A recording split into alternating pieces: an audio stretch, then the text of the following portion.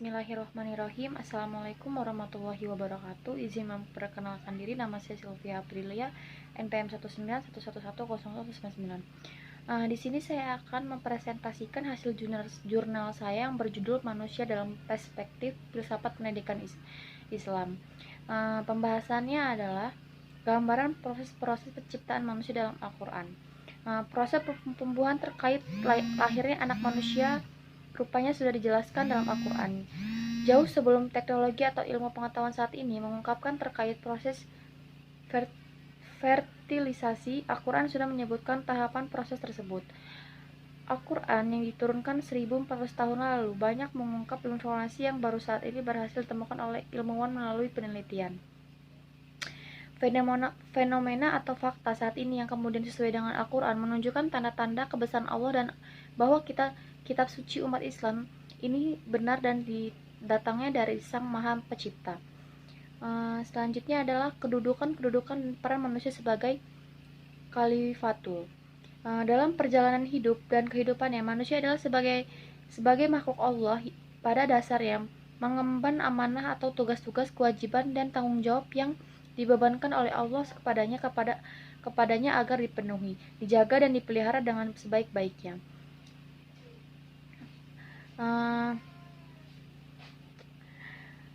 Menafsirkan ayat-ayat, ia mengemukakan bermacam-macam pengertian dari amanah, yaitu tugas-tugas, beban, kewajiban, sehingga bila orang mau mematuhinya maka akan dimasukkan ke dalam surga. Sebaiknya kita melanggar pelaksanaan tugas-tugas, kewajiban dan tempat bergantungnya pada pahala dan siksa. Selanjutnya adalah Allah tugas hidup manusia juga sebagai khalifah Allah di muka bumi. Hal ini dapat dipahami dari firman Allah dalam Quran surat Al-Baqarah 30. Ingatlah ketika Tuhanmu berfirman kepada para malaikat, sesungguhnya aku hendak menjadikan seseorang khalifah di muka bumi. Mereka berkata, mengapa engkau hendak menjadikan khalifah di muka bumi?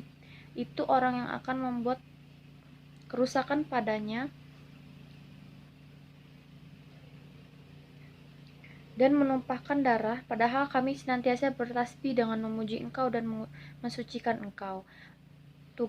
Tuhan berfirman, sungguhnya aku mengetahui apa yang tidak kamu ketahui. Apa yang dimaksud dan dengan khalifah, kata khalifah berasal dari kata halal, menggantikan atau kata halaf, orang yang datang kemudian, sebagai lawan dari kata salaf, orang yang terdahulu. Selanjutnya adalah potensi dasar manusia dan implikasi terhadap pendidikan Islam. Manusia adalah makhluk yang dapat dididik dan menjadikan manusia sebagai makhluk yang dapat dipahami dalam firman Allah Quran surat Al-Baqarah ayat 31 dan surat Al-Alaq ayat 1-5. Kesimpulannya, proses pembuahan terkait lahirnya anak manusia rupanya sudah dijelaskan dalam Al-Quran.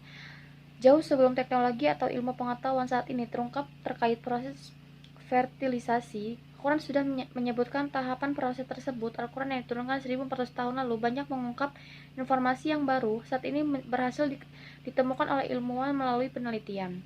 Dalam perjalanan hidup dan kehidupannya, manusia sebagai makhluk Allah pada dasarnya mengemban amanah atau tugas-tugas, kewajiban dan tanggung jawab yang dibebankan oleh Allah kepadanya agar dipenuhi, dijaga dan dipelihara dengan sebaik-baiknya. Ia mengemukakan bahwa amanah tersebut ada bermacam-macam bentuknya, yaitu amanah hamba terhadap Tuhannya, yakni sesuatu yang harus dipelihara dan dijaga oleh manusia, yang berupa mengikuti segala perintahnya dan menjauhi segala larangannya, serta menggunakan alat-alat potensialnya dan anggota badannya dalam berbagai aktivitas yang bisa menimbulkan kemanfaatan baginya dan dapat mendekatkan diri kepada Tuhannya, sehingga bila manusia melanggarnya maka berarti ia berkhianat kepada Tuhannya. Manusia adalah makhluk yang dapat dididik dan mendidikkan manusia sebagai makhluk yang dapat dipahami dalam firman Allah pada Quran ayat Al-Baqarah ayat 31 dan surat Al-Alaq ayat 1-5. Sedangkan manusia makhluk yang mendidik dan dapat dipahami dari firman Allah dan Al-Quran surat Al-Luqman ayat 13-20 yang mengisahkan bagaimana Luqman mengajar dan mendidik anak-anaknya juga dalam sebuah dan disebutkan yang diartinya sebagai berikut. Hak anak terhadap orang tuanya ialah orang tua memberi nama yang baik, pendidikan yang baik, mengajarkannya menulis, berenang, memanah, dan memberi nafkah yang halal, serta mengawinkannya apabila ia dewasa. Implikasi adalah keterlibatan atau keadaan terlibat manusia sebagai objek percobaan dan penelitian semakin terasa bermanfaat dan pentingnya. Kurang lebihnya itu dari presentasi saya. Kurang lebihnya saya mohon maaf, apabila ada kekurangan saya mohon ampun.